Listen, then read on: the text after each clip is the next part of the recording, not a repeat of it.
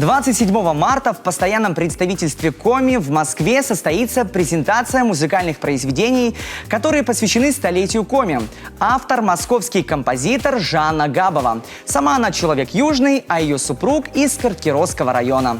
Семья часто приезжает на родину мужа. Одна из работ называется «Налимушка» о великом мастере-балалайчнике, нашем земляке Семене Налимове. Накануне концерта Жанны Габовой по скайпу пообщалась Елена Красильникова. Жанна, добрый день. Добрый день, Елена. Я так подозреваю, что вы, наверное, в представительстве находитесь. Вы правы.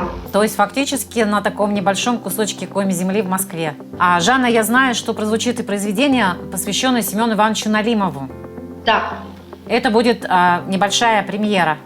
Да. Жанна нам рассказала, что музыка родилась после презентации документального фильма нашего телеканала «Русский Страдивари» в представительстве Коми в Москве. Было это в декабре, под занавес 2020 года. Я как композитор не знаю, когда и где я встречусь со своей музой. Но благодаря именно этому фильму, трогательному сюжету, музыкальном инструменте, особенно в интервью с Алексеем Махейковским, он настолько бережно относился к инструменту, и это очень сильно затронуло мою душу.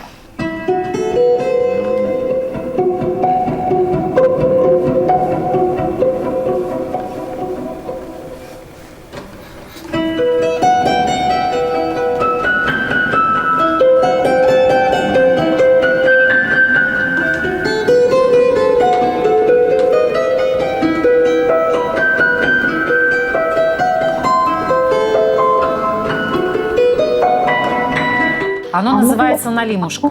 Налимушка. Вот почему-то вот именно Налимушка. Не Семену Ивановичу, не любимая балалайка или дорогой мой инструмент, а вот именно Налимушка. Вот почему-то это такой вот собирательный образ, вот опять-таки благодаря вот трогательному интервью вот Алексея. А какие инструменты прозвучат? Прозвучит оно в исполнении, в моем исполнении, в версии фортепиано.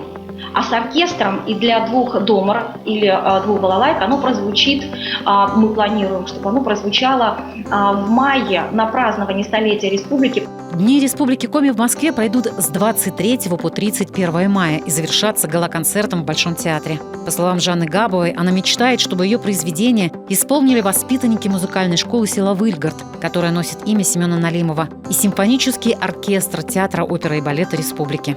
Для этого я с большой радостью отправлю ноты, потому как написано оно для двух солирующих инструментов и оркестра. Жанна, спасибо вам огромное. Будем ждать и презентацию, и будем ждать премьеру уже в мае.